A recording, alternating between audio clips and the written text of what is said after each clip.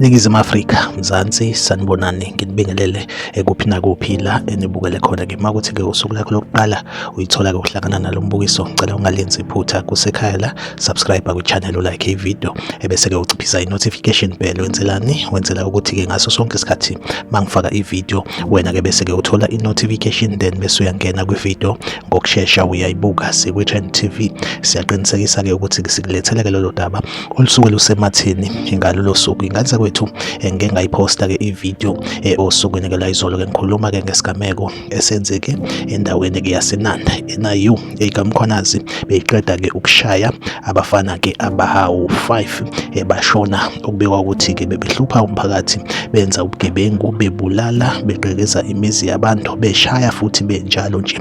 Osukwini la izolo-ke kwenzeke leso sigameko. Lo engimpostile-ke esithombeni omunye-ke wabo abashayiwe laphaya endaweni-ke yaseNanda Ohlange esikoleni. Then-ke laba abanye anginaso-ke isiqiniseko sokuthi-ke nabo khona yini abashayiwe kulaba, kodwa-ke lesithombe okanye-ke le ithombe oyibona njengamanje kungesikhathi-ke lapho babebanjiwe bezovela enkantolo yaseVerere. Mesithemba ukuthi-ke mhlambe bona khona-ke futhi-ke abanye abashayiwe, okwenza-ke sibe nethemba lokuthi-ke eNanda ubugebengu buzoya ngokwehla. Make sure ukuthi uyayilike ivideo, uyasubscribe kwi-channel la kwi-Trend TV. Ngizohleze ngikhona ngolethela-ke indaba eyisematheni usuku nosuku. Ngizolonga uku-update nje, asihlangabezane kwivideo elandelayo.